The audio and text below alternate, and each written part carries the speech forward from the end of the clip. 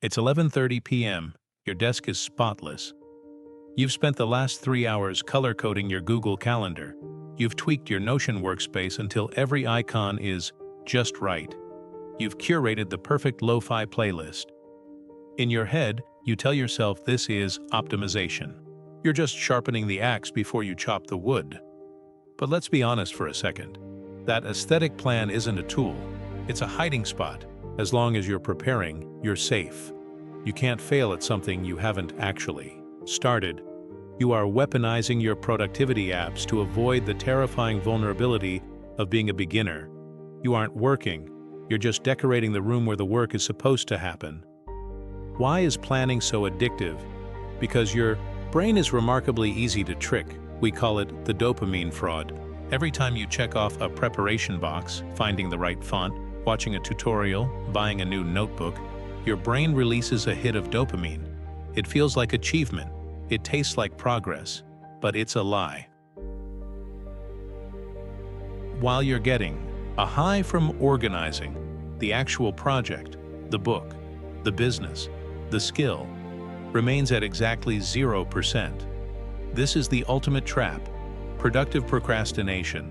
You stay busy all day with admin work, specifically to avoid the one task that actually matters. You're running on a treadmill in a tuxedo. You look professional, you're sweating, and you feel exhausted, but you haven't moved an inch. The planning phase feels like winning. But once that high fades and the screen goes dark, you realize you're still at the starting line. You just have a prettier map than everyone else. We prefer a perfect imaginary plan over a flawed physical draft because of a dark psychological secret.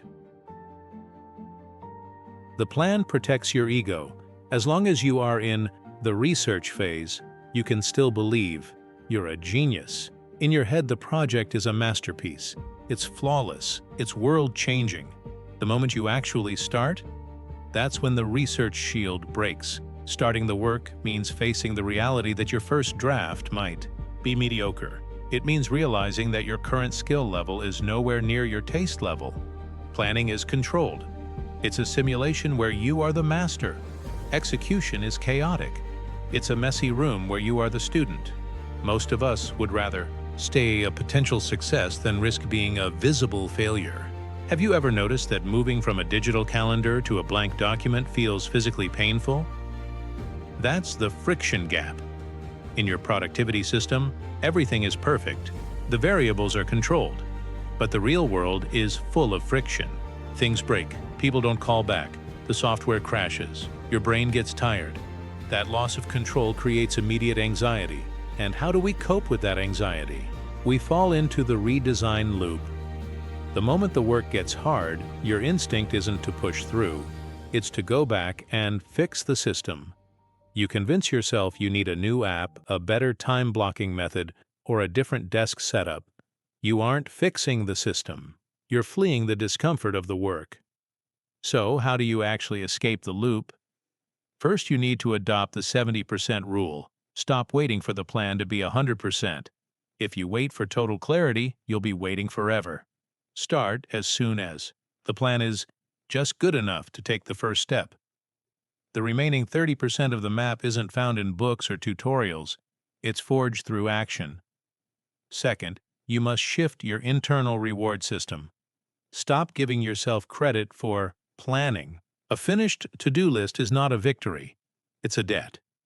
You only get to feel that sense of pride once you've survived the first 20 minutes of messy, unoptimized, ugly execution.